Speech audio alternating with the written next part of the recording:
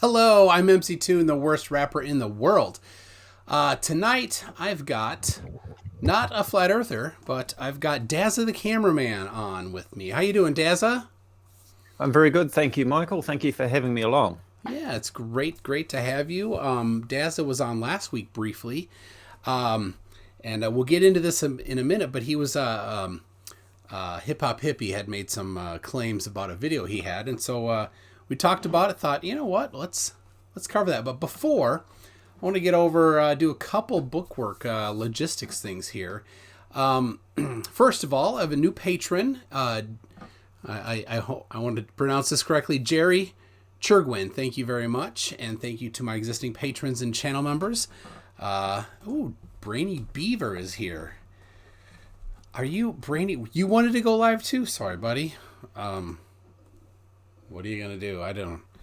We need to schedule something, you know. So, hello, Clive Wells, upside down text. Hello, Australia and New Zealand. Let's see. So tonight at 8 o'clock, originally I was going to debate Chris Martin. We had been having a nice conversation on Facebook, and he just out of the blue, without even saying a word, blocked me. So obviously it didn't happen. That was going to be on FTFE's channel. So I'm working on somebody maybe for next week on FTFE's channel at 8 o'clock. Very special one. I'm shifting my schedule at 4 o'clock next week. I've got Jack, Zhang, and Gleam coming 4 o'clock Central Time next week. So check that out. I'll get the promo set up early for that so that you can all see that. That should be pretty good. They're going to talk about gravity and perspective, of course. And then let's see, two more things. There is a movie coming out called Round by a new guy that is he's an actor, and he does I don't know, he's like, this is his movie that he's doing. Oops. I'm gonna show you a little bit of the preview here. Let's see. Gotta find, there it is. Get some audio in there. Let's see. I've not watched this preview yet. Now, Dazza, you won't hear it. Why do you work for liars and con artists? Your dad works for NASA, honey. Do you tell people the earth is flat? The earth isn't flat. Like Flat Hat Matt says in his videos. Who's Flat Hat Matt? Hey, all you truthers out there, it's Flat Hat Mac. Flat Hat Mac. Flat Hat Mac. Flat Hat Mac coming at you with another dose of reality. Oh my god. Who is this guy? This is junior high school science. Oh, I gotta see this one. Flat Hat Mac is great. I will put I'll put this video and the guy's channel in the description for everybody to see. And if you haven't subscribed to him, go subscribe to him. I will put also his channel in there, and he has the video of the movie coming out on what day other than Pi Day. So yes, that's right. It's coming out on March 14th. So his preview is already set up for that. So I'm going to put this in the preview, the description right now. So let's see, Round preview channel movie. There you go, in the description.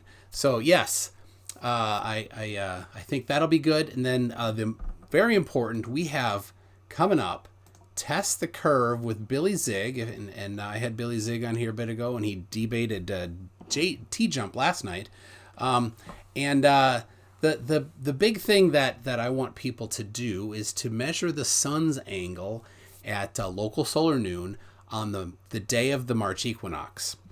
And we have a whole thing on mctoon.net/TTC for Test the Curve. You can get there with that. Yeah, T-Jump was a little sleepy. apparently he was sick. So anyway, so what we do is we measure the angle of the sun when the shadow is the shortest. That tells us the angle to it, and that lets us measure the circumference of the Earth, or radius of the Earth. Or we can hypothesize that the Earth is flat and test that hypothesis. So I recommend everybody do that. The more extreme north or south you live in, the better. So if there's anybody that's in like southern Chile, that would be super. Dazza, you're in New Zealand. That's a pretty good place down south of the equator. Mm-hmm. So if you'd like to, it'd be cool if you wanted to do that as well. Down south of the equator, where everything's upside down. Funny that. Exactly. So, yeah. So the day that the test the curve. I mean, we're calling it. We're working with Billy Zig, who wants to test the curve. He won't like the results, but whatever. But this is the second of at least 3 installments. We're going to also do it on the June solstice. So, and I've got somebody just south of the equator in Rwanda, OZ, the guy that we helped pay for his schooling.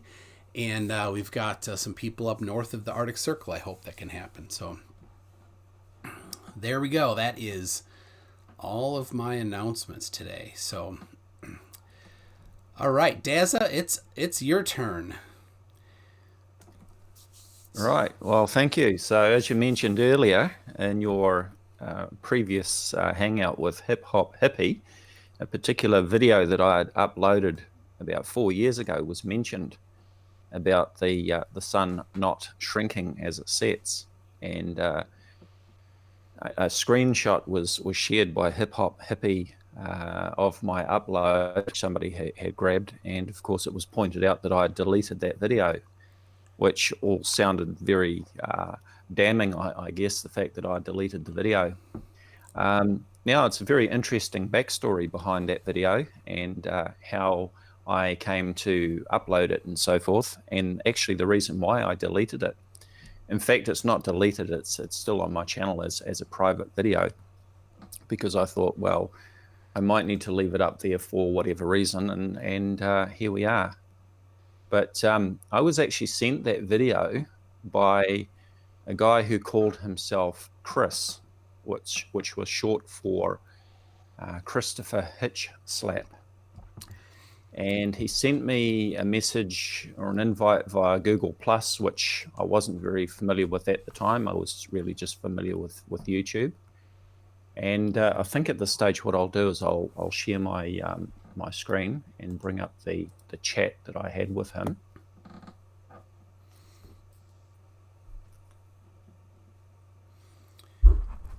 Okay, let me know when you're seeing my screen. Yep, there it is. I see it. So in the middle here, you can see Christopher Hitch Slap live. And unfortunately, it's not showing the date here, but this was about the 3rd or 4th of March 2016. And he sent me this video, which was called Sun Solar. And you can see the link there. He said, here, try this video for assistance. As you can see, I said, hi, Chris, I'm not familiar with this G+. And we had a bit of a chat anyway. He sort of explained where he was coming from. And I said, well done. He says, thanks. I love debunking. I love the debunking of these clowns. I looked at his channel and I noted that his videos were unlisted. He said, yeah, that's not what I use this channel for. YouTube is my storage.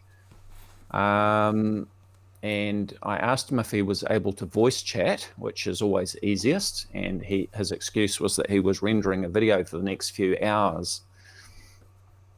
And I had a look at the video that he sent me, and I said, I'd love to use the video if that's okay with you. Sorry, your video. He said, feel free. Would you like me to credit your channel name? He said, no, those idiots are fanatics, and they might make the connection to my main channel, Christopher Hitch Slap, and pester me there. So I asked, so you don't mind if I use your video, but not name credit you? He said, for sure. And if you need any thermal footage, blah, blah, blah, he was offering that as well. So, he sounded very genuine. And And I said, can I call you Chris? He said, sure. Actually, it's Sean, but that only gets confusing. So that was another interesting little point there. His name was actually Sean, not Chris. So thanks, Sean. And so as I was preparing to upload the video and so forth, I had some questions to ask him. Can you tell me the details of the 2 cameras you used and the type of solar filter? Was it all one sunset or several? He said, I live in Florida, might be able to do the ship over the horizon demo. He says it was a Marumi solar filter, and he said he had a bunch of camera equipment. And then he said it was a Canon 60D. And I asked, was it 2 times 60Ds? He said, yes. The filter was Orion, I think. I may have them confused. I have to look again. So we had a bit of a chit chat again, and just talking about cameras and so forth. And so then I sent him the link. My latest video, Flat Earth Debunked, the sun is not shrinking as it sets. This video was kindly sent to me by another YouTuber who prefers to remain anonymous. It was filmed using 2 times Canon 60D DSLR cameras, one with a solar filter, the other one without. There is the link there. He comes back and he says, very cool. So, nice guy here. He sent me this video and told me I could share it, and he told me the details of the cameras that he used and all the rest of it. And then under my video, I get this message here. Can you see that clearly? Oops. Yeah, it looks pretty good. Yep. This is from BMLSB69, who was quite annoyed and said, the maker of the video never kindly sent you the video because I am the one who made it and I have no idea who you are. And he sent me the link to his original video. He says it was videoed with a P900 and my iPhone. And I think I've got his next comment there, which he also posted another comment under my video. Dazza the Camera Man, you are a liar. The maker of the video never kindly sent you the video because I'm the one who made it, and so on, blah, blah, blah. So that was very interesting. So I sent him a private message straight away and said that I need to verify all of this and so forth. And I sent him all the information that I had. In fact, the screenshots where I redacted the guy's name because I really wasn't sure what I was dealing with at that stage. So that's everything that we looked at before, but with Sean or Chris's name redacted. And anyway, sure enough, so the details, my video was uploaded on March 4th, 2016, that's New Zealand time. And BMLSB69's video was uploaded on December 20th, 2015. So, about 4 months earlier. So this guy sent me the video and I took it at face value. I mean, just looking at it, it looked to me like the sun wasn't shrinking. But obviously when it was scrutinized further, then clearly the sun did appear to be shrinking. And as we discussed last time, if you're not using a proper solar filter to reduce all of that glare, then the amount of glare will be affected by the thickness of the atmosphere as the sun is setting down on the horizon. And the other thing that's really important to do is to actually zoom in on the sun so that it actually fills the frame of the camera instead of just having a little spot like that.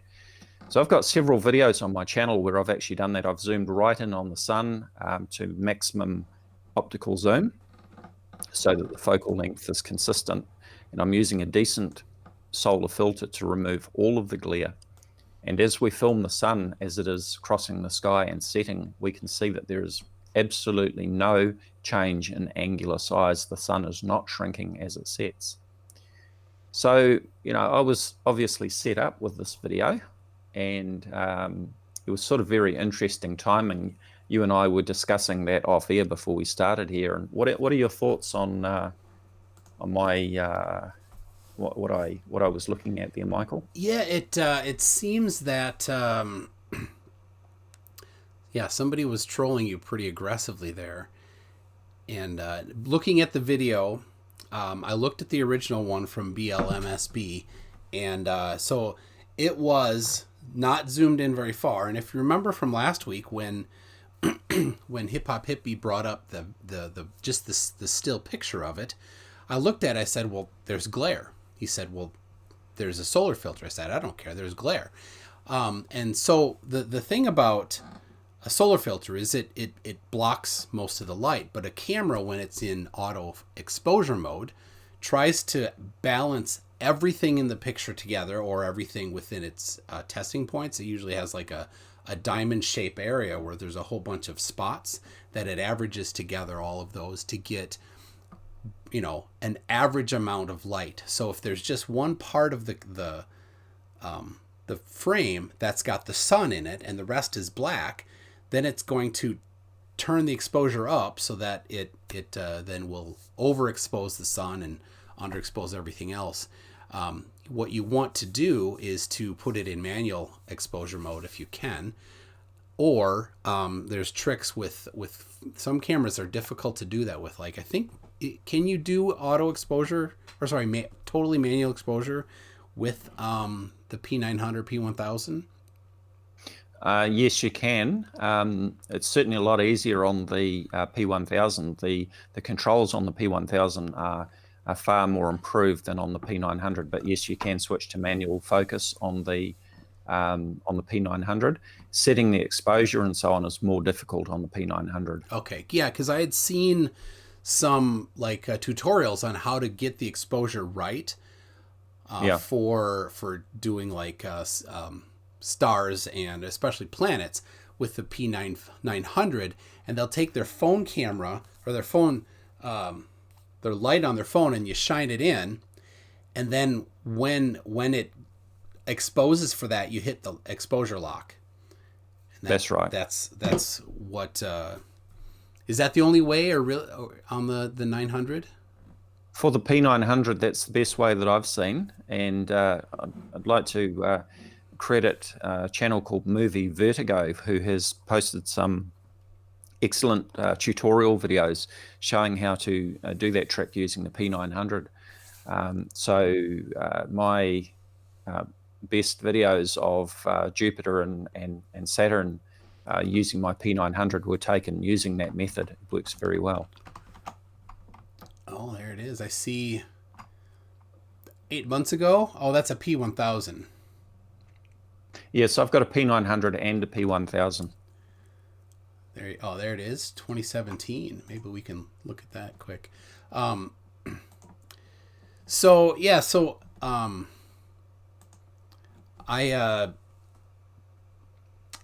me, the camera I used to have a Pentax, and there's a button on the top, and you'd point to where you wanted to expose it, and then you press the lock button, and then you could reframe it, and it'll hold that exposure. But one thing that I think a lot of people miss is just the knowledge of exposure.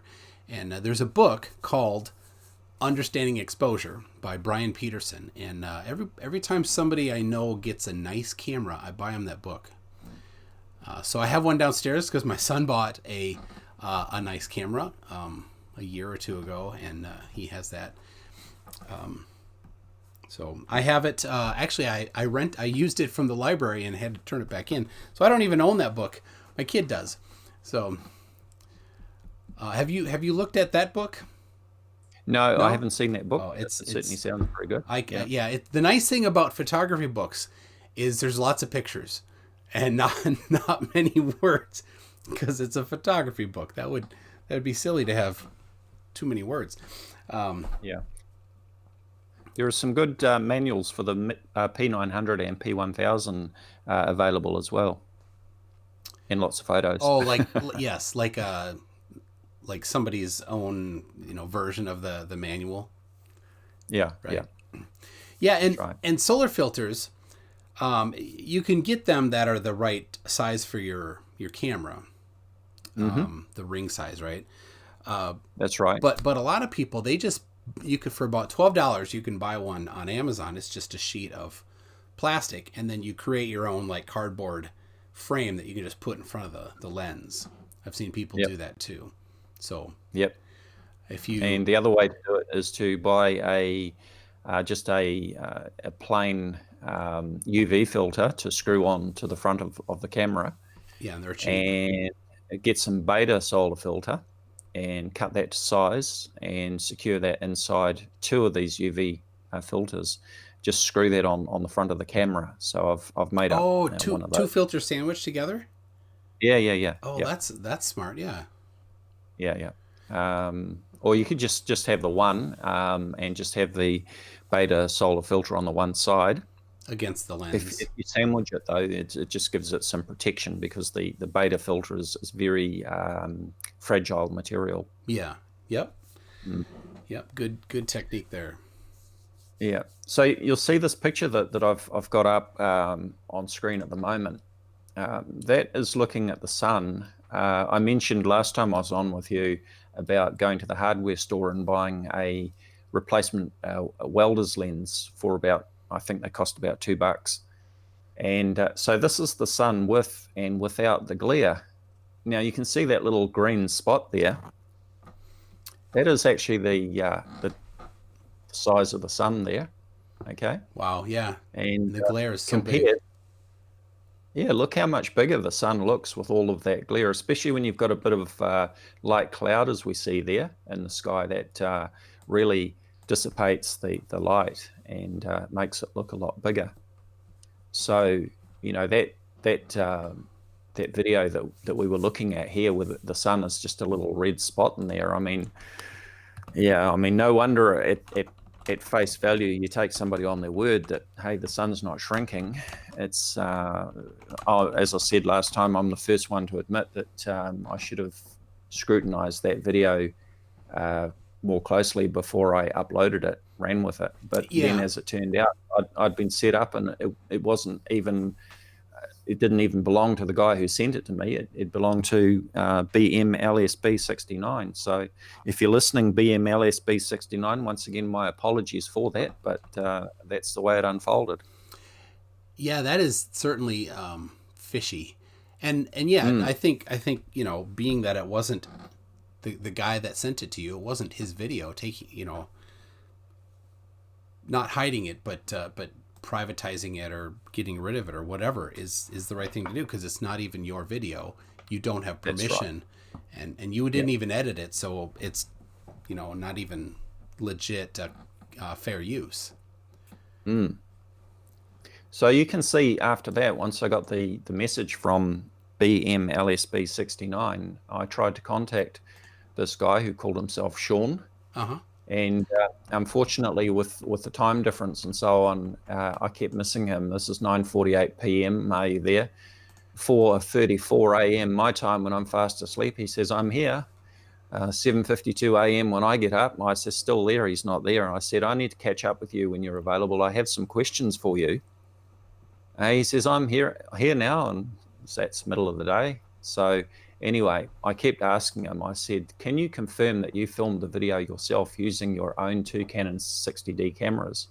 Did you upload the video the same day that you filmed it, or was there a delay of some days or weeks? The date it was filmed affects the angle it was set. So I was I was asking that question. I think I was probably not wanting him to be aware that I was sort of onto him there.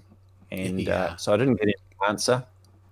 It's March 30th by that stage, April 1st, 2016. I said, hi, Sean, I've been hoping to catch up with you when you're online so that we could talk, but we keep missing each other. I need to ask you about the video you sent me. You told me that you filmed it yourself, so on. I said, I checked the upload date of your video, in quotation marks, and you uploaded it on February 7th, 2016. But the other YouTuber's video was uploaded on December 20th, 2015. Can you explain this to me, please? And I never heard anything more from him. Would you like me to mention the final outcome of that? I think that's worth mentioning. The last that I heard of this guy, when I actually found out what his real name was, and his name is Sean Goodfleisch. And let me just drag this over. Pensacola man sentenced 10 years for child pornography. And you can see his picture there. And this is the same guy that was in one of his videos on his channel. So I have every reason to believe that it's the same guy as pictured here. Yes, and I have also, let's see, you sent me the actual link to the Northern District of Florida, United States Attorney's Office, where That's right. there it is. Sean Ryan Goodfleisch of Pensacola, sentenced to 10 years in prison. So, good job. Good job. Here is the same guy, Sean Christopher Hitchlap. This is a screenshot which was taken from one of his videos.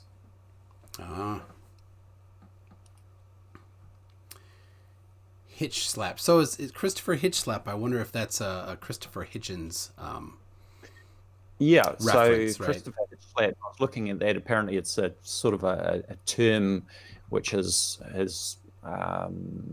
gained popularity, and sort of, my understanding is it's sort of debunking about debate and Christopher Hitchens circles, that sort of thing. So Yeah. yeah. Yeah, there. I get that. I get right away when you said his name. I'm like, oh, that's a Hitchens thing. So yeah, his name is Goodflesh. Fleisch is German for flesh. I nearly spat it out, then. Sorry, that's German for, yeah. Quit asking me to sprinkle them titties has been trying to get me to rap for quite a while, to no avail. And he's claiming he's a worse rapper than me. Maybe we'd have to have an epic rap off. So, well, yeah, that I would certainly, that explains why I did not have that video up. Now, I did look at the video on, somebody's saying that you got to pronounce the word instead of the letters BLMSB. So, Blimzabub, something like that. I looked at the video that's on his channel, and it does have a solar filter, but as I mentioned, it's not properly exposed, so it's still glare. Yeah, so I've actually got a challenge for BMLSB69, or however you say his channel name. He has some interesting videos, and in fact, one of his earlier videos, which I will probably talk about shortly, has been getting a lot of views lately. But BMLSB69, my challenge to you is, since you, I'm just trying to remember, what sort of camera did he say he used? Let me check where here. is that? I don't know. He doesn't like he doesn't have much information on his videos. P900 and my iPhone, because Okay. he answered that when you commented under my There. video. Okay. Right, so we know that he's got a P900, and I think he's taken some star trail images before too, using his P900. So he knows how to use it. So my challenge would be to you, BMLSB69, is to please get a decent solar filter that you can attach to the front of your P900, turn off the digital zoom, and zoom right in to full optical zoom of the sun. So the sun will fit completely inside the frame of the P900. Now, when you've got the sun looking nice and sharp, set the manual focus and the AE lock, the auto exposure lock, so that we can maintain that sharp image of the sun. And do a time lapse of the sun, or a continuous video of the sun crossing the sky, just as you did in this original video. And let's see, you show me and everybody else just how much the sun shrinks when you're filming it at full optical zoom with your P900 and a proper solar filter. That is my challenge to you. Well, there it is, BLMSB. You've got a challenge. I did watch several of his videos, and you know, excuse me. Every time a flat earther puts a camera to the Earth, there's curve evidence. So that particular one, he has another one he calls Enoch Sun and Moon, I think. I don't know if that's the one, but he measured both the width, the height and the width of it. Maybe that was the one you had. But he measured the height and width of the sun at like midday and at sunset, right? And at sunset, the height of the sun, it's squished a little bit, right? And then he also measured the horizontal, but he didn't spend as much time on the horizontal because they're the same size. So he didn't like that.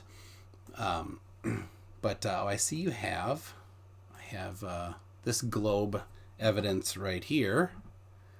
Yeah. So this is an excellent video by BMLSB69. I say an excellent video because it's an excellent video for proving that the Earth is a globe. Now, of course, I came under fire in your earlier hangout with Hip Hop Hippie because I had deleted my video, or apparently deleted it. Now, I find it very interesting that this very excellent video by BMLSB69 is now unlisted. Unlisted. Do you have the link to it? Yes, I do. Could you if you send that in Messenger, I will, I'll send that in, I'm going to download it. Because,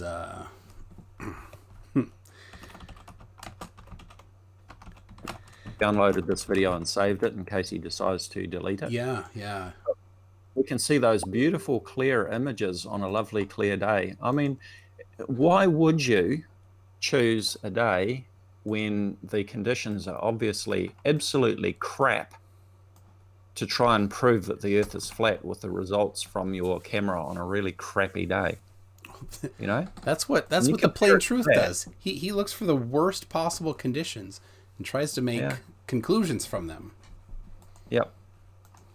Yeah, sometimes I go out and I film the cargo ships because I live on the coast, right, very close to a port, so I can go down to the local beach and film the cargo ships which are anchored and waiting to come in to unload. The local port has a number of web cameras, and before I go out filming, I go onto that site and I check the visibility through those web cameras. There is an island off the coast called Mayor Island, and if I can't see that island clearly, then I just don't even bother going, because when I'm looking at these ships, I want the conditions to be reasonably clear. So, you know, this video, I think it speaks volumes that such an excellent video has been made unlisted by BMLSB69.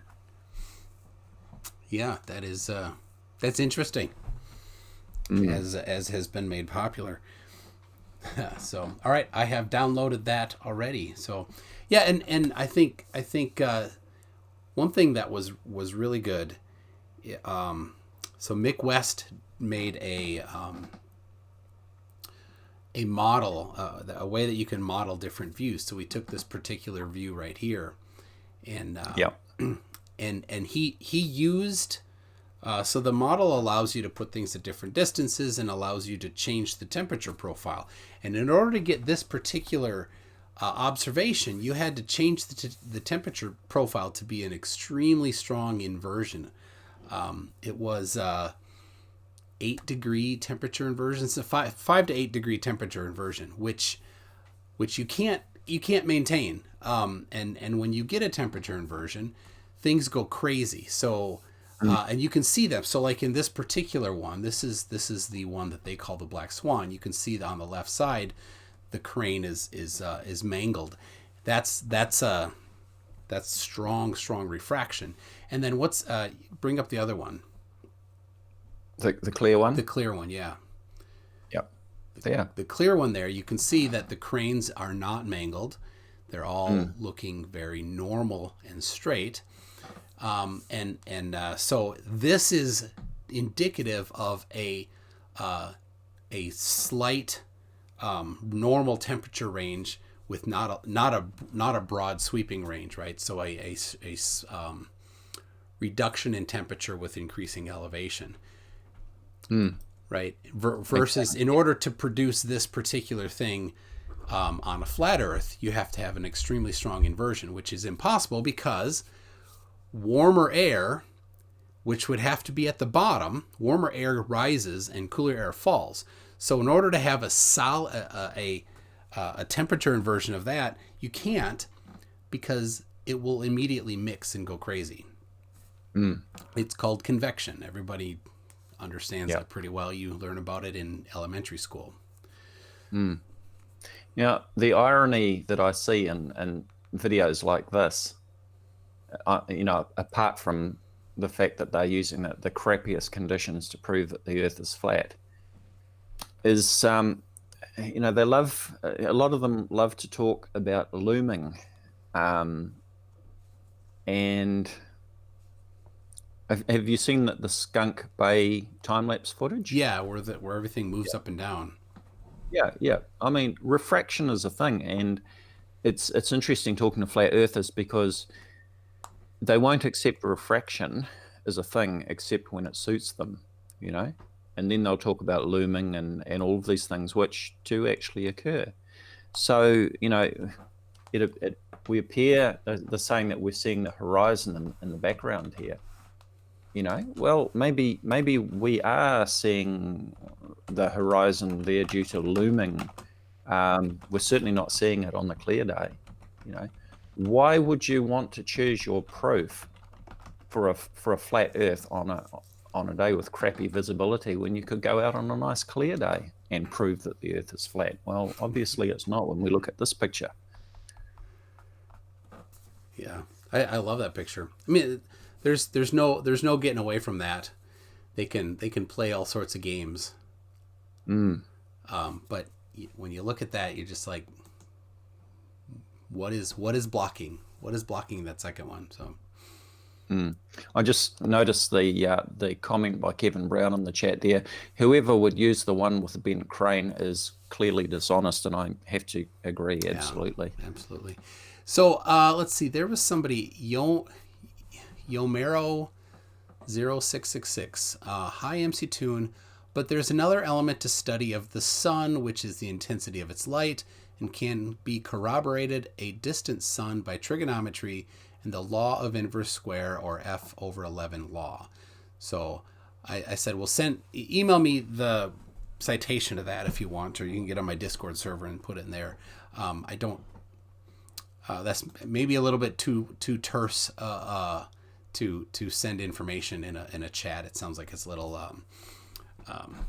complicated, but sounds interesting. So, multi-tom-tom, you need protection. Well, it sounds like multi-tom-tom, you've been a little rude to some people. So, multi-tom-tom. We go back a bit, don't we? Multi-tom-tom. Yeah, you can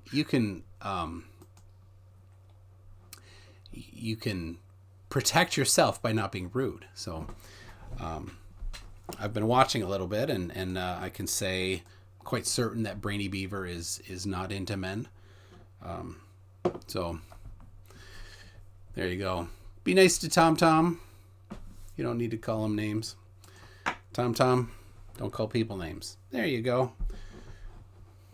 It's not like it's third grade playground here, okay?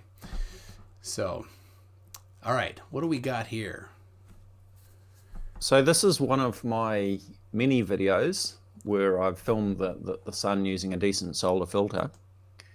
And you can see that I've taken 3 screenshots there when the sun was at 11 degrees altitude angle on the right, 47 degrees altitude angle in the middle, and 66 degrees altitude angle on the left there.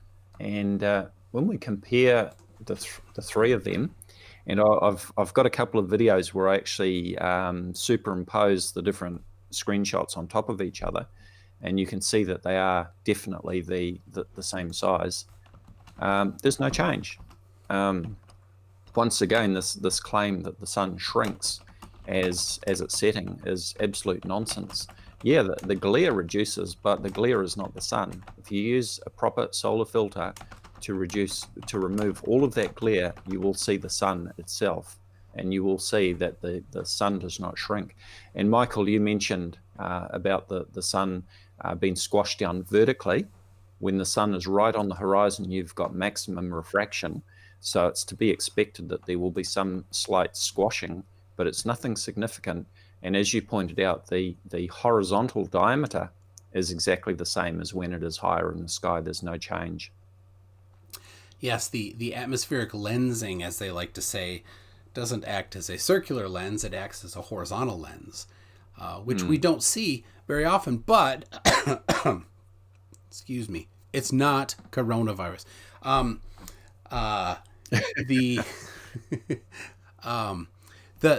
have seen, I think my grandparents had this plastic ruler thing that had this curve over it. It was, it wasn't that big, but you'd put it on the paper and it would magnify the paper or the text a little bit. And I thought, well, that would be a pretty good thing to get, but it's a little small for any sort of a demonstration. But that's how the atmosphere acts as a lens. It expands or mostly compresses things near the horizon. It doesn't expand them. The funniest is like Rob Skiba. He thinks that the atmosphere expands everything, makes everything look bigger. But if things got wider, 360 degrees, where you can't have it get wider. 360 degrees, there's nowhere for it to go. Right? So you can compress things or you can expand things, but mostly compressing.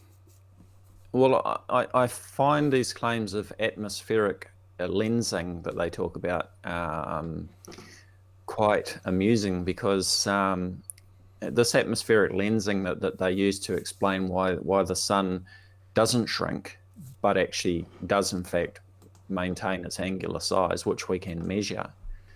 This atmospheric lensing seems to be very choosy in what it actually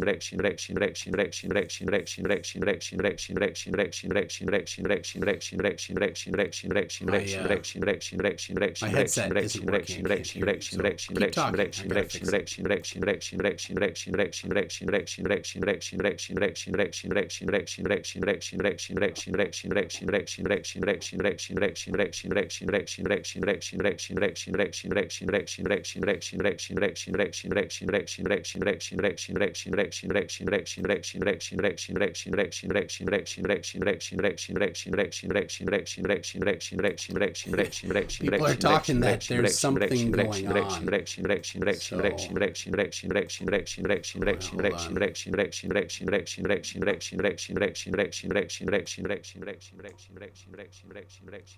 Something's looping. So, all right, hold on. I'm working on it.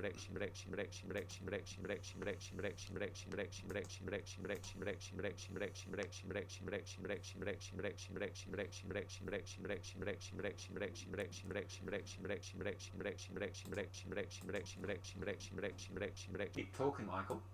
Okay, I hear you now. So, I'm brainy. I can hear you. Yeah, I'm on a Mac, so I'm not using potato or banana. So, all right. Live chat. Do you hear me? Do you hear now? Okay, people say it's good now. It's weird. It was in a loop.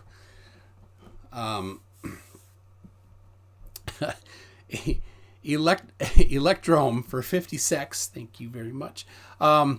Says, I don't understand this recent worldwide corona fever. It's not even that tasty of a beer. It's done by the lime manufacturers as a way to sell more limes. Okay. Where were we?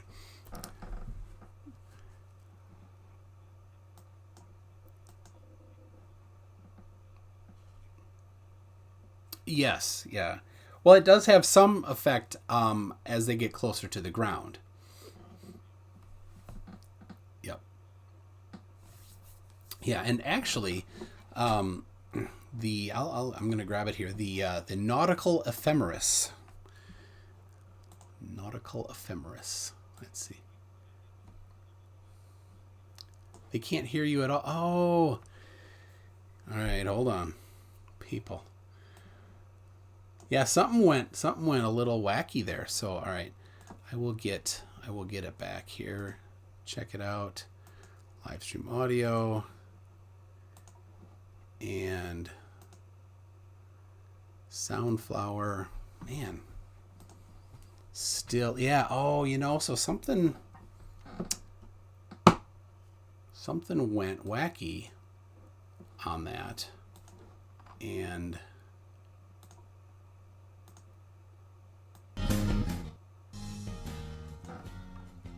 why is that? Okay, so you can.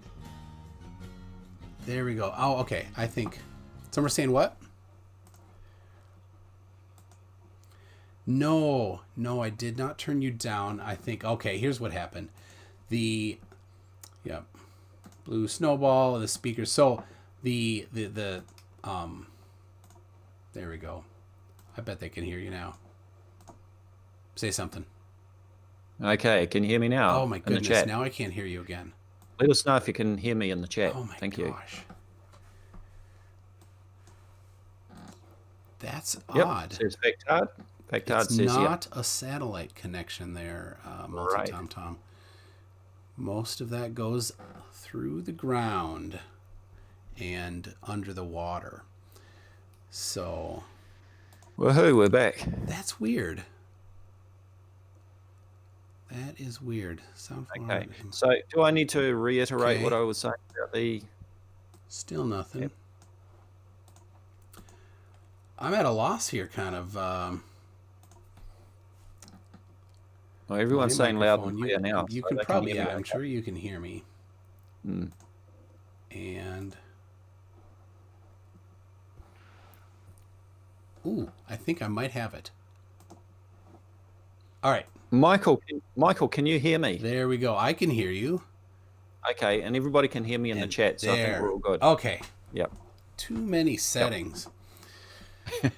Oh, all right. We were talking about, they didn't hear you say it. We were talking about lensing. Yeah. Lensing. Okay. So atmospheric lensing. A lot of the flat earthers say that the reason that the sun doesn't shrink as it's heading across the sky or heading towards the horizon is because of atmospheric lensing, which in itself is interesting because we see a contradiction. Some flat earthers say that the sun does shrink and other flat earthers say it doesn't shrink, but there's a reason why it doesn't shrink. Okay. So they blame this atmospheric lensing, which they say magnifies the sun as it moves further away from the observer and should be getting smaller.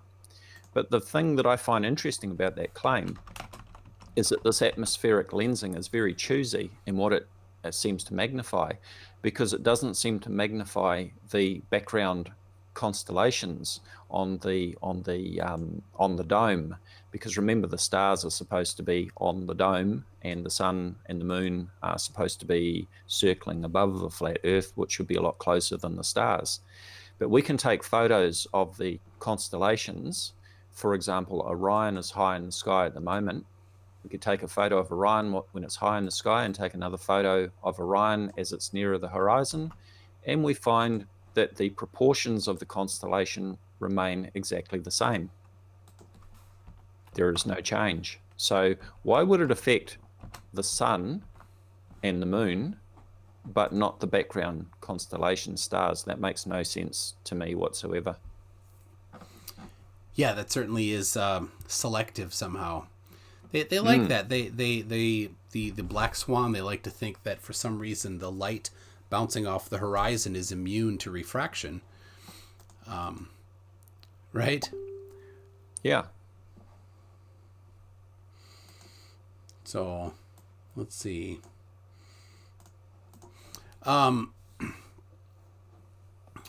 Yeah, and they especially say, I see that humidity or moisture. They say water droplets, that all the little water droplets together act as a lens. Like, that's nonsense. That's so it can't get wider. Where would it all go if it was just a circular lens? No, water droplets in the air, when it's low on the ground, we call it fog.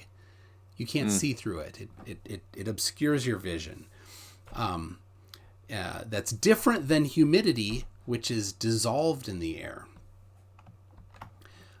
But there's the four top things that affect refraction in the atmosphere. The first most important one is pressure, but near the ground the pressure doesn't change much. The second is temperature. Near the ground the temperature does change.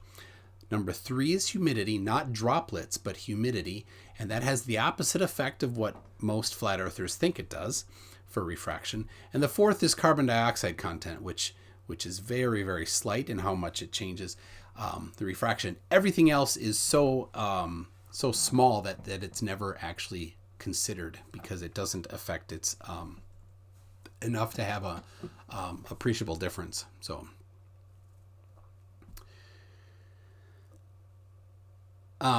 Yep. people are talking. And Multi Tom Tom says the Atmos plane. Of course not. It's atmosphere. got to give it a for trying. Yeah. So those images of the sun that I've got up there on the screen, Yes. I mentioned my challenge to BM LSB 69. That's sort of what I'd like to see from you. As I say, zoom your P900 into full optical zoom, as I've done there. So you're using a consistent focal length. Let's see a nice sharp image of the sun, so there's no glare or blurring or anything like that. And let's see your comparison over a number of hours from when the sun is high in the sky to when it is setting on the horizon. I know that others have already done this. For example, Wolfie 6020 has done this using his P900 and a proper solar filter. Yep. And I have actually played last week. I played a montage that I have on my channel that is from several different people, including Wolfie, Reds Rhetoric, Flat Earther Felipe Rockholt has 3 videos of sunrise, sunset, and midday, all the same size. Zoomed in as far as he can with his P900 with the solar filter that I recommended that he buy. And all of his new videos don't have a solar filter and somehow are proving the sun changes size. So he's a little dishonest there. Anyway, so yeah, that montage is very nice. So yeah, that'd be cool to see them try. Of course they won't, because we know what the result will be. So now what I've heard Sleeping Warrior claim, he understands that the size of the sun and moon doesn't change. What are the reasons that you've heard people claim for that when they actually are honest and understand that it doesn't change? I think atmospheric lensing has been the main one. Others claim that it is a hologram, some sort of projection, which is just ridiculous. Yeah, there's no evidence for that. It's what it's their squirm thing, right? They got to squirm out of the obvious contradiction, so they just make up crap. Yeah, I mean, everybody knows that as an object moves further away from you, its angular size or apparent size becomes smaller. Yet we just don't see it with the sun and the moon. Yep. Oh, so we've got something in my email. Inverse square. Oh my goodness, that's pretty long. I'll have by to the look way, at that later. I've been looking for people with either a P900 or a P1000 who would be interested in filming the sun or the moon at the same time as me. So we go out at exactly the same moment and film the sun and the moon from our different locations. Me here in New Zealand, somebody maybe in Australia or in the US, and we compare the angular size of the sun or the moon. I've actually done this exercise before filming the moon, and it's interesting that we still see the same face of the moon, even though we filmed it from the US and New Zealand at the same time. But it would also be interesting to try it with the sun. And of course, I know what the result's going to be. The angular size will be exactly the same. Yeah. Yep. Yeah, it'd be nice to have the same camera model to do it in both locations. So there you go. If anybody anybody has a P900 or P1000, contact Dazza. You can find his channel in my link or in my description. I think you have your email on your about page, right? Yes, I do. Yeah. There you go. Mm. So you can find. Yep. I'll just reply to Robert Williams in the chat there, who says, I have a D750 with a 150 to 600 millimeter lens, and understand the math to figure out how much to crop to match effective focal lengths. Just be aware that it's not terribly accurate. I have done the comparison between the P900 and the P1000, with the P1000 set to the equivalent focal length of the P900 at full optical zoom, and there is a very slight difference. So you can't rely on that to make the point. I think if you're going to do this exercise, you really do have to do it with matching cameras. Yeah, and you know what the flat earthers will say, you know, they get super picky about anything that's, you know, globe evidence, and they're happy to have all sorts of sloppiness when it's coming for flatness, right? Like extreme refraction events. Like that's absolute proof, you can't deny it. No, sorry, that's garbage. That is the worst possible conditions to do anything. So, which is every single observation that ever has been taken by the plain truth. So. I see Extra Gay has commented, looking for a used P900 or P1000. I'll just mention too, if people aren't aware, there's a new model out called the P950. So it has the same optical zoom of the P900, which is 83 times, but it has pretty much all of the features of the P1000, including the much improved control over exposure and manual focus, all that sort of thing. If I was buying the P900 again, or a camera of that size with that zoom, my choice would definitely be the P950. The only thing I'd say though is that you might want to wait until the price drops a little bit, because it's just come out, so it's still very expensive at this stage. Yeah, that's a cool option if somebody's buying you. So you can do manual exposure with the 950 without doing the little shining the light and the lens trick. Yep, absolutely. Yeah, that's cool. That's cool. It's the cameras are still, you know, there's challenges with the cameras, especially at high zoom. The chromatic aberration starts to get bad. And you know about that? Yep.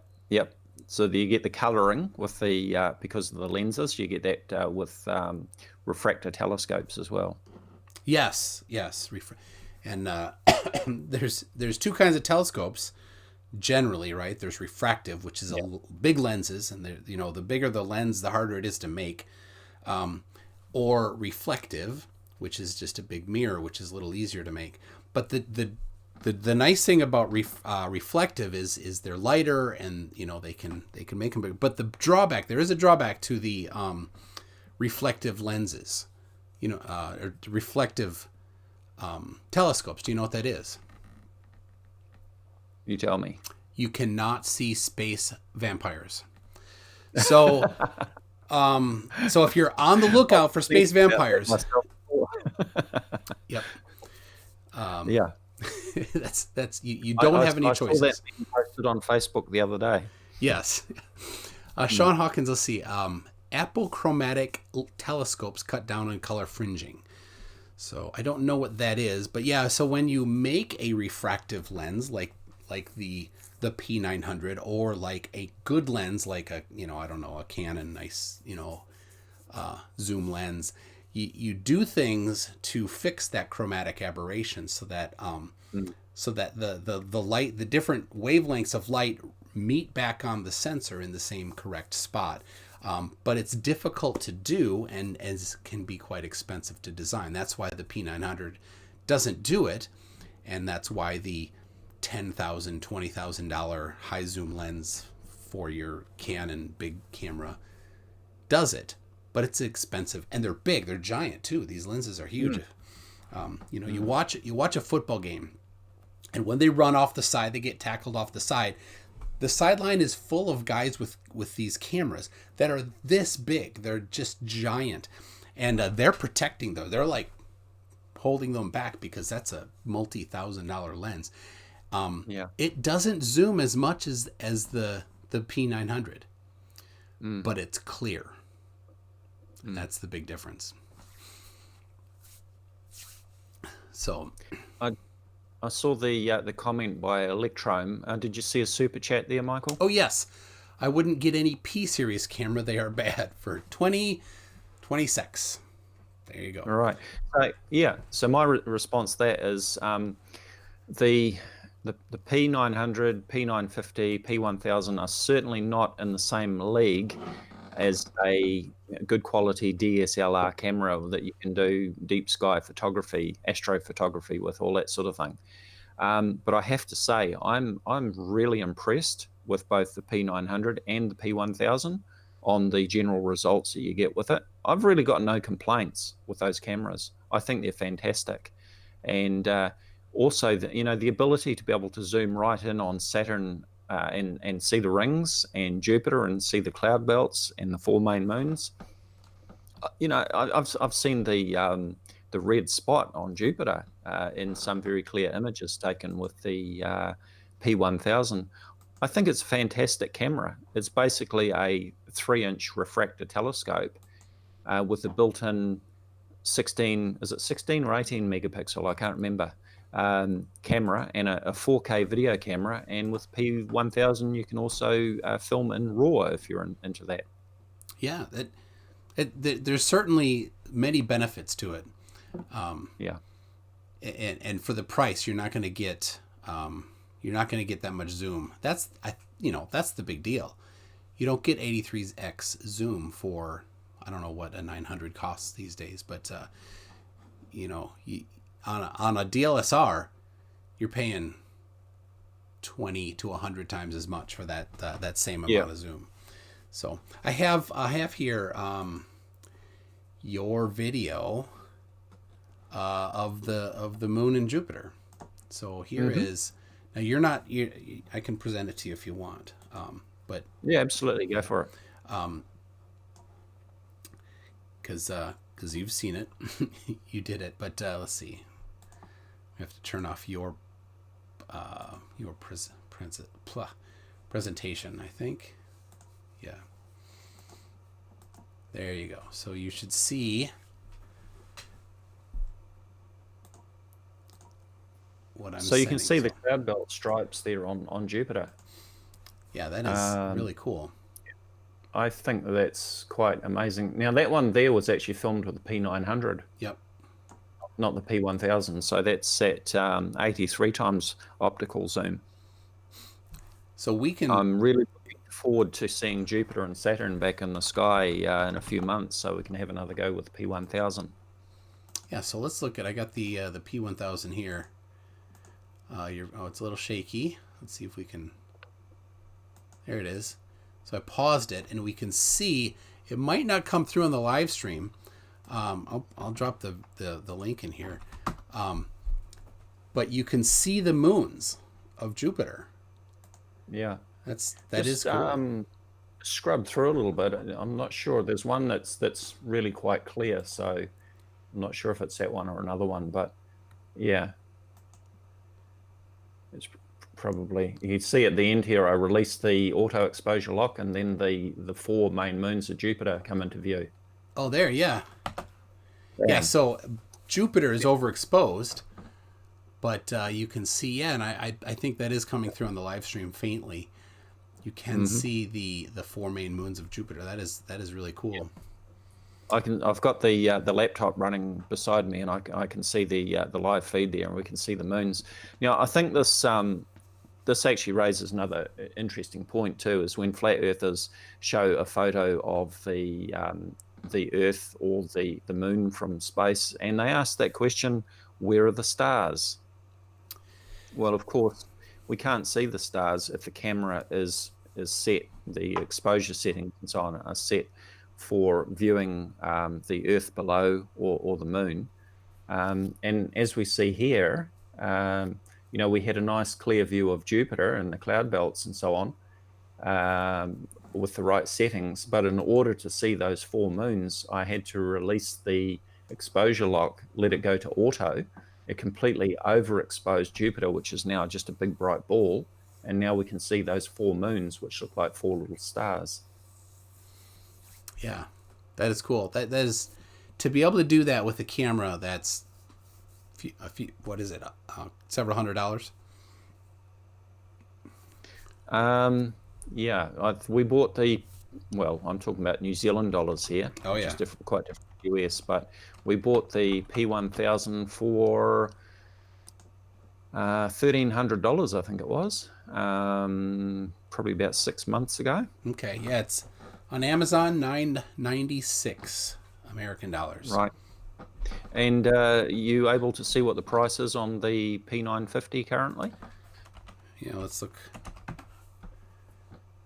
My advice would be to 800. anybody looking at buying one of these cameras is now forget about the P900. Don't even consider the P900. So you're either looking at the P950 or the P1000.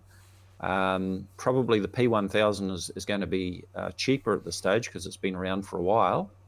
But if you want a smaller, lighter camera, then the P950 would be the way to go. You haven't got the same amount of zoom. It's 83 times optical zoom instead of 125 times, but it is a lot lighter and smaller camera, and with all of the features of the P1000 pretty much. Yep. So $800 for the 950 and $1,000 for the 1,000. Oh, really? Okay. Yeah. Yeah, I think that the prices here in New Zealand, the price for the P950 is actually quite high at the moment. Oh. So, yeah. All right. Well, there it is. It has its uses for sure. But when you see those stars, as they call it, that are blurry and out of focus.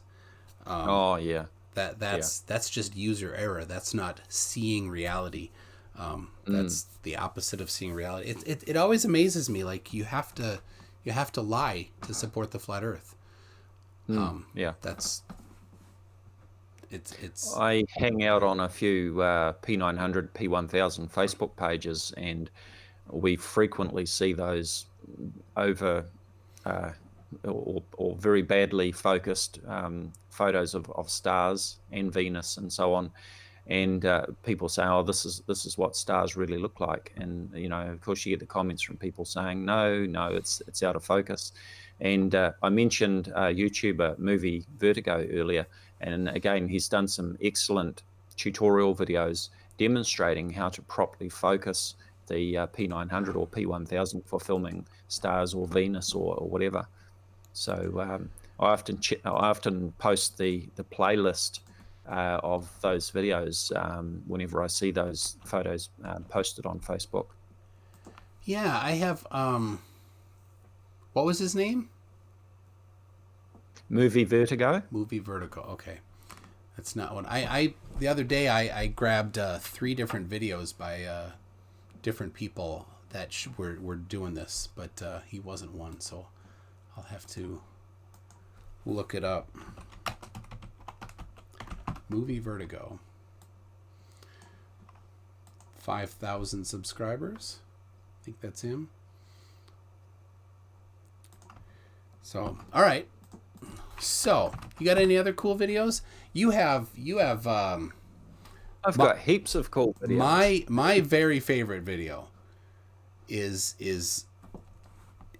yours when you zoomed in on those tankers. right? And then at partial zoom, you took a screenshot of the tanker. I think were they tankers that was partially obstructed, and then you zoomed in the rest of the way, and you took another screenshot and you put them next to each other, and there's the same amount obstructed. Mm-hmm. That all of their claims that you can bring it back, everything ends when that video is shown. Yeah. That claim that more zoom will bring a ship back up over the horizon is totally destroyed. It's just absolute nonsense. So what video is that? We gotta pull it up. If you search for more zoom on my channel, yeah, there it is. It's a 2 minute. That's the one. Yep. 8 minutes into. Up Oh on no, the right-hand side. 2:51. There it is. All right, I'll pull it up. There's a longer version which is 8 minutes long, but this is the condensed version. All right, and we're it's playing now. I suppose you're talking over it at the beginning.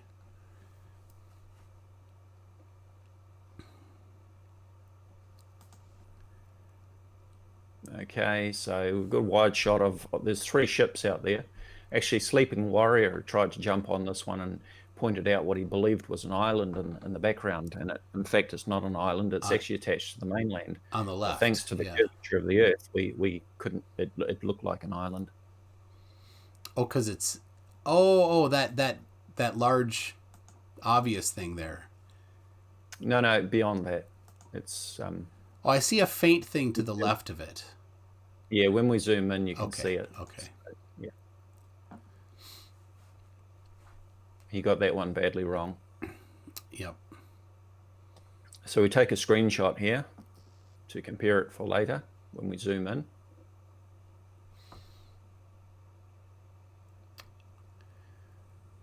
And yeah, so I have the audio muted, so we can get the official audio from you.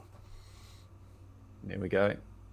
And then we compare the screenshot taken earlier with it zoomed up closer, and we see that there's no change.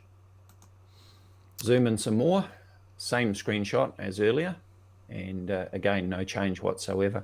And you can see that the conditions are you know, although it's a bit grey, there's no obvious mirage effect happening there. Yeah, and it looks like is it overcast?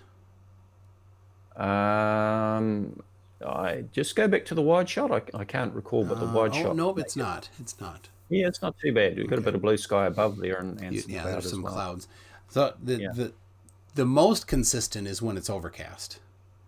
Because when it's overcast, then you don't have the sun hitting the water and changing the temperature a whole bunch. Yep. So now here's what when most of the time they like to talk about angular resolution and vanishing points and the limit of your eye. Of course, this is a camera, not an eye. But when they do that, they miss something. And I think they just don't actually understand the Rayleigh criterion is about not zoom, but the aperture size.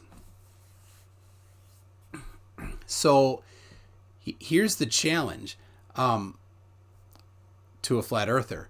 Don't show zoom, right? Zoom it in all the way or whatever, and then change the aperture from wide open to small, because you're talking about a diffraction limit and angular resolution. That's all tied to the aperture size. So if they're correct, you could zoom in and then just change the aperture smaller, and then more of it should hide, and then expand the aperture again, and it should raise up, according to them. So Multi Tom Tom says the sea raised up. Oh, Multi Tom. I think the ship.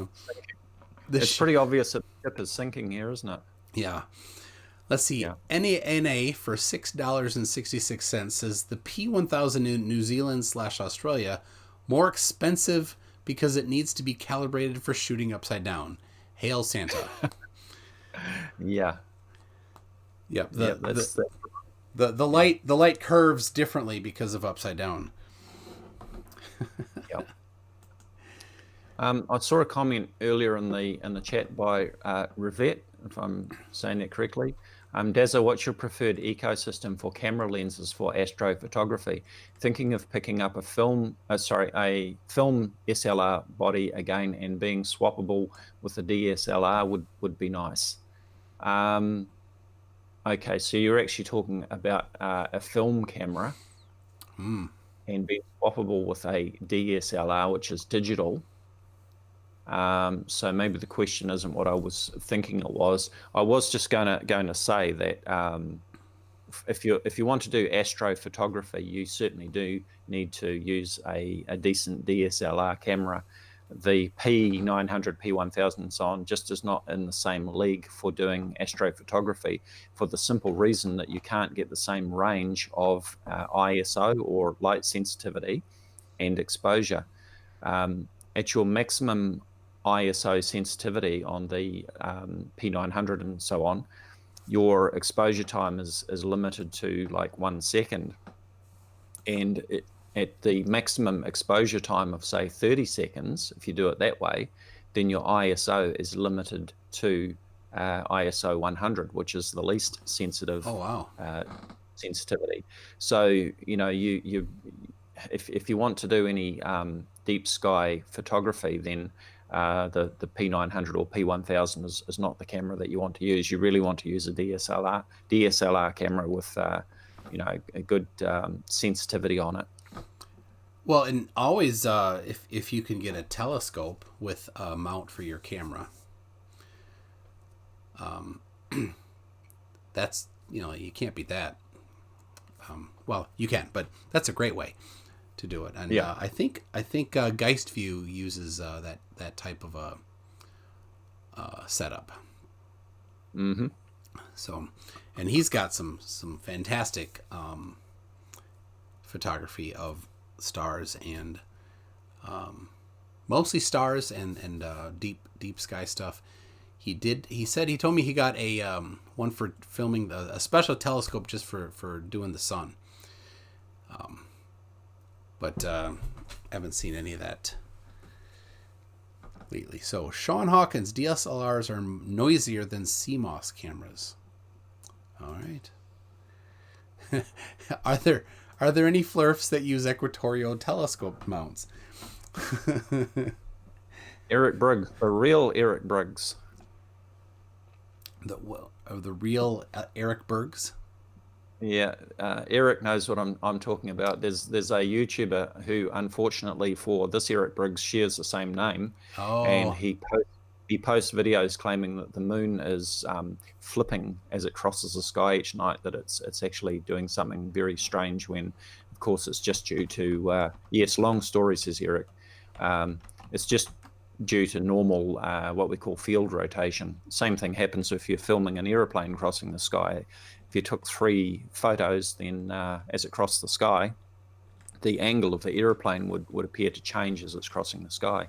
Same thing happens with the moon. And this is the reason, of course, why we use equatorial mount telescopes, so that you don't get that field rotation for one thing, as well as being able to track something across the sky in one axis of rotation. Exactly. So Eric's got good videos there. Eric, who's in the chat there. Oh, Eric Briggs. Yes. Okay. Yeah. So, Multi Tom Tom says water is level. Yes, it is.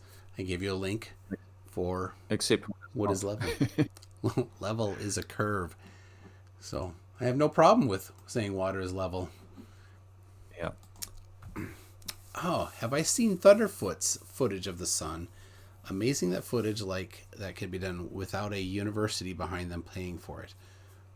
I have not seen Thunderfoot's footage of the sun. Maybe pop a link in there. So, I just love having this picture up. There's no answer. Multi Tom Tom is just making up garbage. Good to have you here making up some funnies for us, multi. All right. So, do you have any other ones that are that you'd like to highlight? Put me on the spot. Let's see. I got your whole list I think here.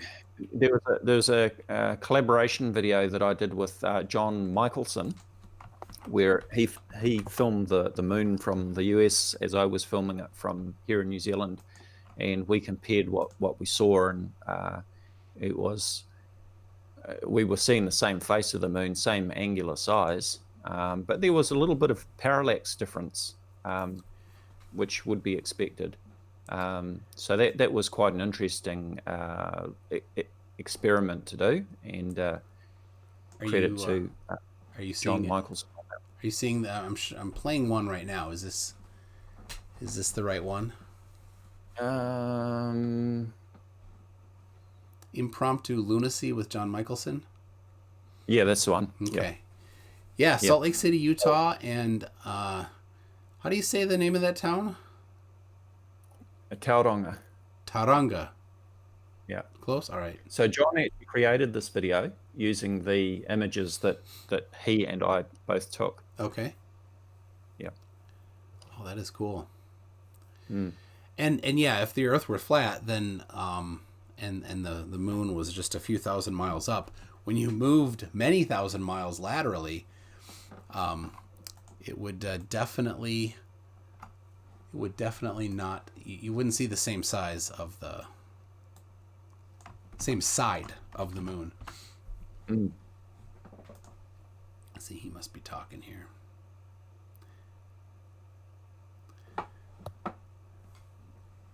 Oh my goodness. Thunderfoot, that is pretty amazing. I'll show that one in a minute here.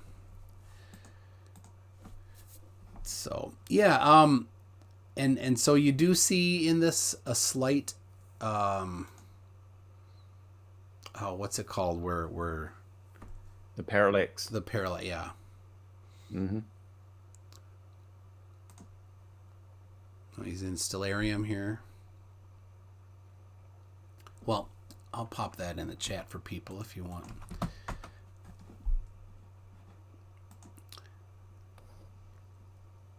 Yeah, so that's what you're wanting people to do with you again, something like this. Yeah. Either the moon or the sun. But as I say, you really need to have a matching camera. So we're talking about a P900 or a P1000 for me. Yeah, and then full optical zoom, no digital zoom. Yep. Turn the digital zoom off, and always turn the digital zoom off. That's terrible. Yeah, for some of the closer moon shots, I do use the digital zoom, Really? and I do find that it sort of helps to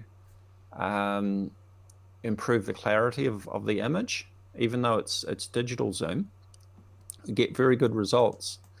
But yeah, for this exercise, you'd definitely be turning off the digital zoom, and probably also want to turn off the image stabilizer and just have the camera on a good sturdy tripod. Yes, sturdy tripod helps. If you have a cheap tripod, hang a weight on it. Yeah, doesn't do it all, but so yeah. Charlie's comment. Charlie is saying, and I love this. The moon does, and so does the sun. They do change in angular size throughout the day, but it's not much. And the point of, and I'll get to your actual comment here, but the point of it is, if the Earth is flat, then the amount that the sun and moon must change is dramatic. It's 2 times or 3 times, depending on, and it all depends on where you are, right? If you're on the equator and if you're on the Tropic of Cancer and it's the day of the June solstice, the difference is much different, right? From where it's directly above you, where it's 3,000 miles up or whatever, to where it's farthest away. It's not as much as if you're south of the Tropic of Capricorn on the day of the December solstice, right? So 2x to 3x approximately in difference in size. Yeah. Where and of course they would never get below about 9.5 degrees above the horizon. Again, depending where you live. In Minnesota on the June solstice, according to the flat Earth map, the sun traveling circles and the regular 3,000 mile elevation, the sun would never, in the middle of the night in June, would never get below 22 degrees above the horizon. So that is how perspective works. Yep. And yeah, so again, some of my videos actually cover the problem of the setting sun and the angles. So if the flat Earth was 25,000 miles in diameter and the sun is 3,000 miles above the flat Earth and circling around, even if the sun was right on the other side of the flat Earth, sort of above the ice wall, and you were on the opposite ice wall, the sun would still be several degrees above the horizon. It could never set below the horizon. Yeah, and perspective doesn't answer it. Michael, have you ever seen the Southern Cross? Me, I've never been in the southern hemisphere. Nope. So you've never gone out and looked up in your southern sky and seen the Southern Cross? No, it's not there. Well, that's funny because I've never gone out and looked in my northern sky and seen Polaris or the Dipper either. Yeah. Have you been to the northern hemisphere? No, I've not been out of New Zealand. You've never left New Zealand? No, I haven't. Man. It's paradise. Why would I want to? It is Middle Earth, which is great. Yes. Are you? There's two main islands, right? Are you north or south?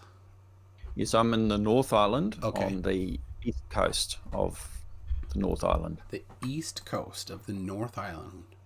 All right. I need to, I gotta look it up here.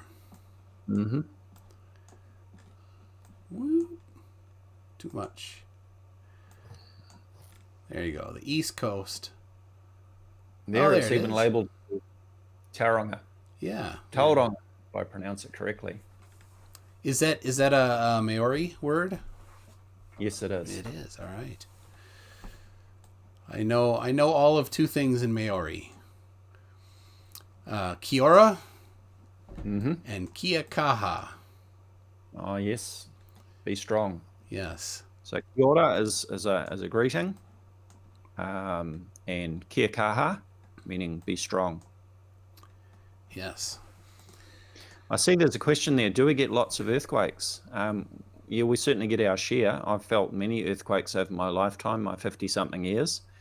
The biggest earthquake or the biggest shake that I felt was the 1987 Edgecombe earthquake, which was not too far away from where I live here in Tauranga. But I also felt the Kaikoura earthquake, which was a couple of years ago. I was just about to go to bed. I was sitting in my chair here at the computer, and I felt this very slight rocking motion, but I didn't feel any shaking, and it was quite weird. I thought maybe I was having some sort of medical event, and then I looked across the room and I did see something moving, and it was actually quite a major earthquake, which did a lot of damage, but it was so strong that I felt it even hundreds of kilometers away.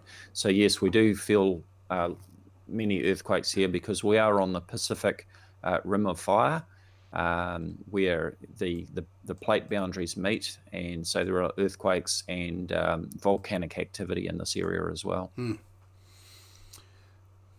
That's interesting. In Minnesota, there's no earthquakes, they measure very faint ones every once in a while, but Minnesota's one big swamp. It's like jelly. Up in the northern part of New Zealand there, just north of where I am, they very seldom get any earthquakes up there, but they do have a volcanic zone, and although they don't really have much in the way of active volcanoes up there at present, there is always the risk that one of their dormant volcanoes up there may actually spring into life. And of course, Auckland is major city of New Zealand. Yeah, and it's surrounded with water. Mm. It can't grow very far. Minneapolis is not surrounded, so we keep moving out into old farmland. Right. So now there is the rockets that get launched from New Zealand. Is that on the south part of? That's further down below where I am. So you see that cape on the right hand side there, and down below that cape there's a little bit that juts out. So if you go up a little bit there, Herbertville? drag it up. Oh, sorry, drag it down. Keep going. Drag it down. No, drag down so that we're looking up. Oh, all right. Yep. Keep going. Keep going. Keep going. Okay, see that little bit that's hanging down there? Oh, yeah. And it's labeled Mahia. So right on the tip of that peninsula, It's the southern at the bottom tip, right? there, on the southern tip is the Rocket Lab station. Ah, there it is. Look at that. There it is, right there. And from where I am, when the conditions are right, if it's an evening launch, we can actually see the launches from here in Tauranga. That's cool. Yeah. That's very cool. And again, flat Earth. They I'm curious in the chat, who has seen the Starlink trains going across the sky? I wonder how. I haven't heard any of the flat earthers talking about the Starlink satellite trains. I wonder how they would explain them. I've seen them several times and they look fantastic. Magnificent sight. Yeah. Have you seen them, Mike? I have not. I haven't looked. I should look. Yep. There's a few people there saying that they've seen them. And the next launch, I believe, is scheduled for March 14th. So if you have an opportunity to see the Starlink trains soon after they've launched, that's the best time because the satellites slowly spread out after they've been deployed. And when they're very close together, they look so spectacular because they look like a string of Christmas lights crossing the sky. It's quite an amazing sight. And as Eric Briggs said, it's a love or hate thing. Although I can say it's a spectacular sight, but there is a downside that astronomers and astrophotographers are really concerned about, and that is the effect of light pollution, because SpaceX are planning to launch up to 42,000 of these satellites to provide global broadband internet. So the concern is the effect that that's going to have on our night sky with all of these satellites crossing the sky all the time. Yeah, that's a problem. Mm. A problem flat earthers don't believe in, apparently, but yeah. So I'm curious to know how do the flat earthers explain Starlink? Because anybody can go out at the predicted time, look up and see these things going across their sky. Well, I had Billy Zig on. We had a chat, not a debate, a couple weeks ago, and that week he had filmed the ISS. And his video wasn't very good. It was at night, and it wasn't going across the moon. It was just a fast-moving light in the sky, and they had looked it up, I think. And of course, his answer was, well, it wasn't moving the right speed. And then he presented detailed math. Never did any flat earther do any presentation of detailed math. Math. You know what they say? They say math not even once. So yeah, that's all he had was wasn't moving the right speed. So, like you saw it, you just deny it. I think that'll be a good thing as it moves on to ask them what is it? They'll just say it's lights in the sky, which of course is just a hand wave. But that's all they do. That's all they have. It's too bad for them. So, well, I have something. 2 weeks ago, there was a somebody commented in the chat about a Hitchhiker's Guide to the Galaxy thing that I missed completely, and I'm like, and so somebody, Dora Nicu, she kind of gave me a hard time on the Discord server that I didn't know what that was. I'm like, I haven't read the books for a couple years. It was high school, but I have them all, which she doesn't. So there you go. Hitchhiker's Guide to the Galaxy. Restaurant at the End of the Universe. Oh, well. Life, the Universe, and Everything. So Long and Thanks for All the Fish. And then hardcover, Mostly Harmless. So there you go. There you go, Dora. I've read them all many years ago. Just thought I'd throw that in quick here. Let's see, you sent a photo. No, not the math. Oh, that's good. Hold on.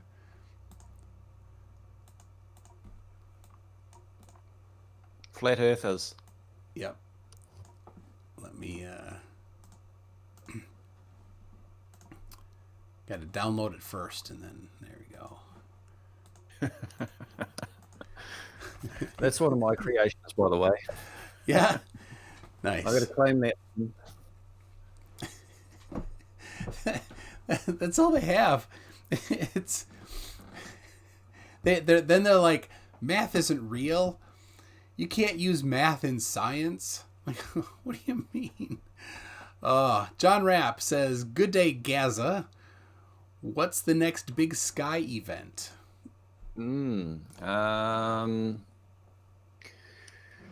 Well, I mentioned the next Starlink launch. That's probably going to be the next spectacular thing to see in the sky.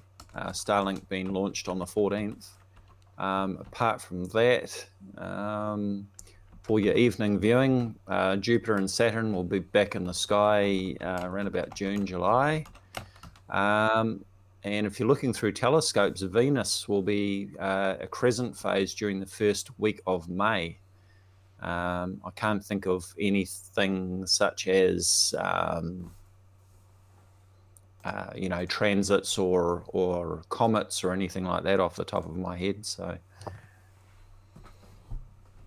all right, good things to yeah, watch my for. money would be on Starlink. Whether you love them or hate them, I think everybody has to admit that they do look spectacular crossing the sky.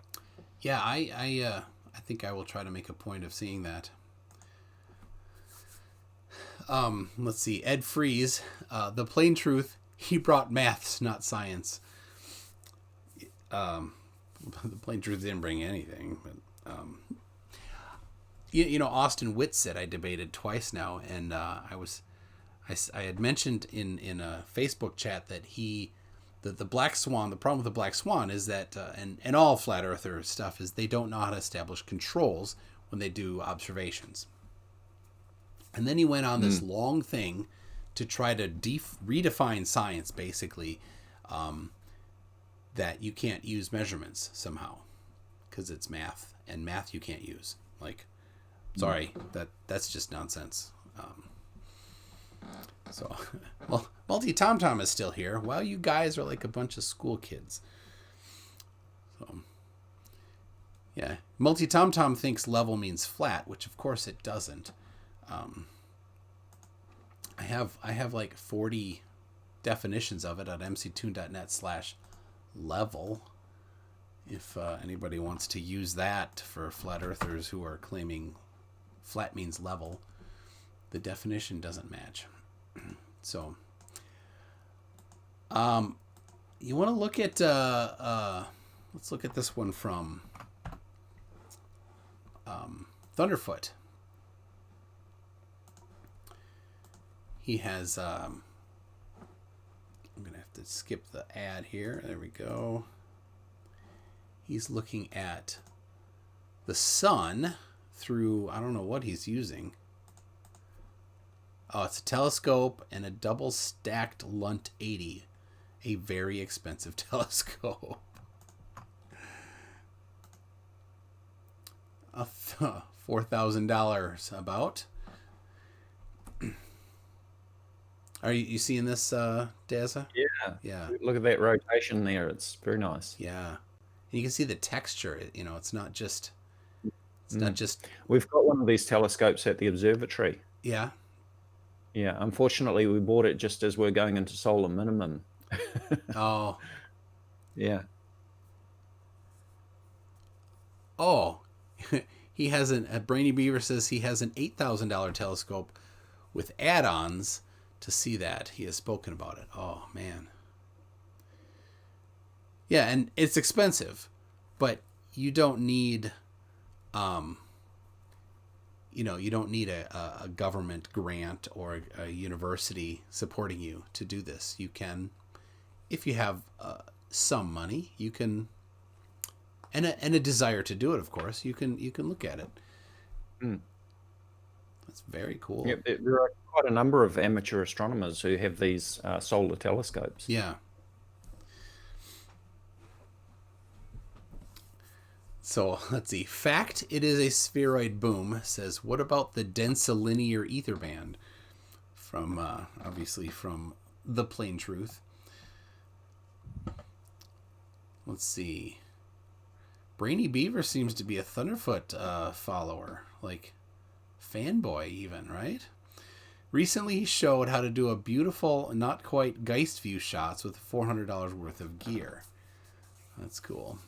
That's on Thunderfoot's channel on eScope Viewer. So there you go. Apparently, if you want to know what Thunderfoot is up to, you talk to Brainy Beaver. So that is cool. I don't know. He doesn't really show much. He just kind of goes back and forth. I think he zooms in a little more here. You can see, yeah, there's some on the edge there, something going on because of some artifacts, I think.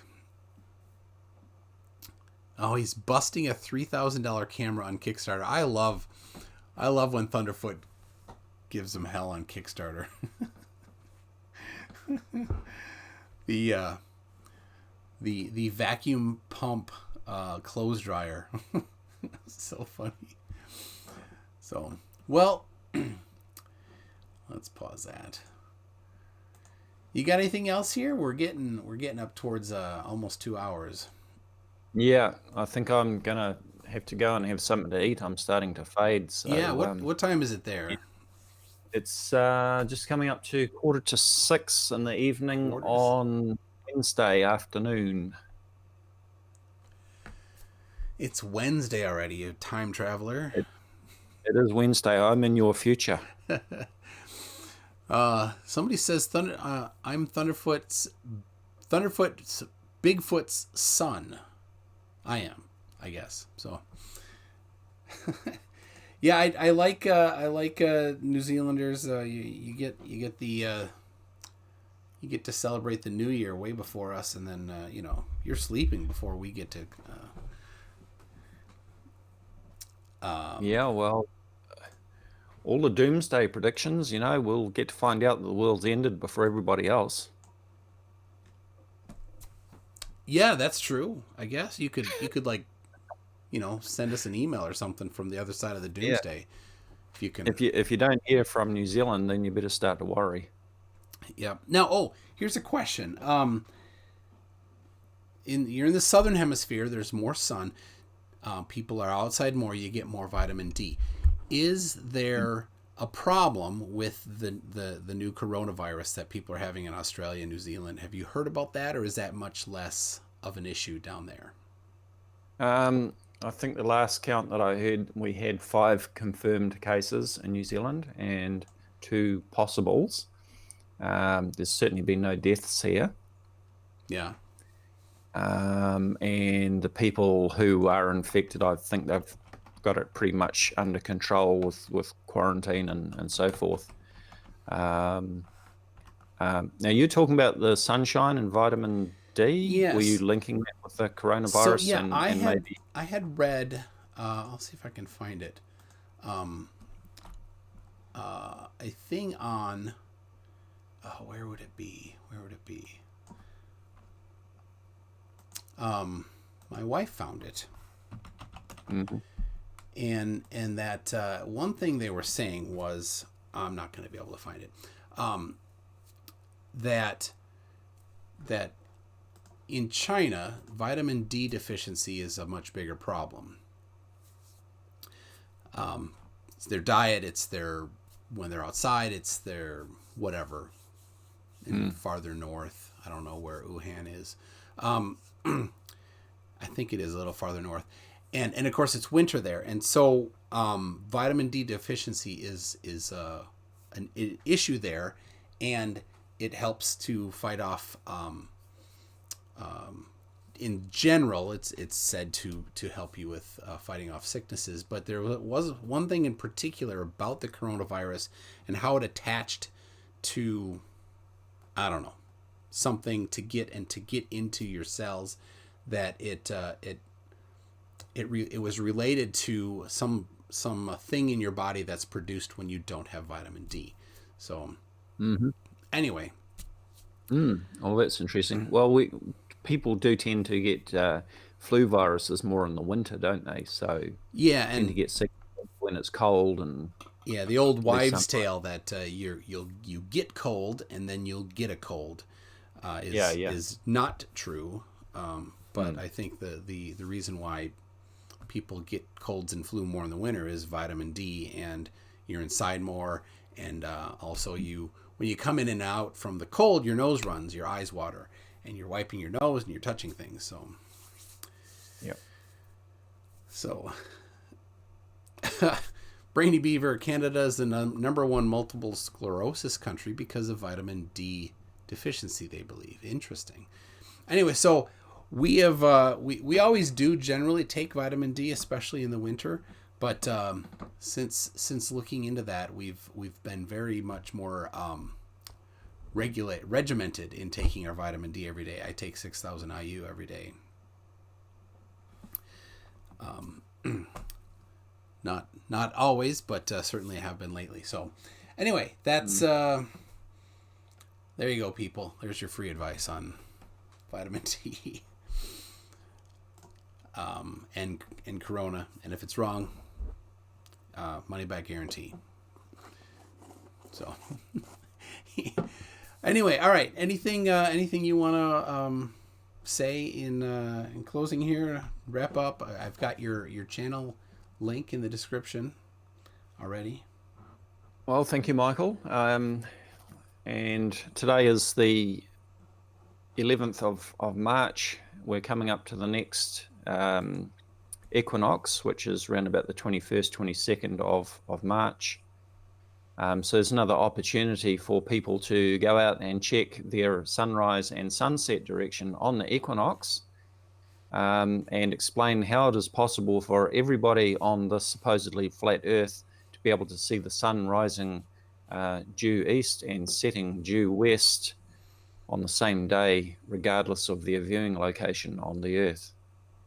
It's always an interesting exercise to do on the equinox. Yeah, that's a tough one for flat Earth. I have something I'm prepping for a debate here on that exact thing. So yeah, I will be doing the angle to the sun midday, but I think I might try to do get an overlay on my phone and film the sunrise so you can see that it is or is not due west. So all right, well, yeah, thank you very much, Dazza, for coming on. Thank you, Michael. Yeah, it's been a pleasure, and thanks to everyone in the chat too. Yeah, thank you. If you like this, go ahead and like it. If you haven't subscribed or hit the little bell thing, go ahead and do that. And if you have thoughts, go ahead and put it in the comment section. So, all right, thank you very much, and we will see you next week with Gleam and Jack Zhang, Jack Zhang and Gleam, and then hopefully I'm on FTFE's channel with another debate on Flat Earth at 8 p.m. So we'll see you then. Thanks, everybody.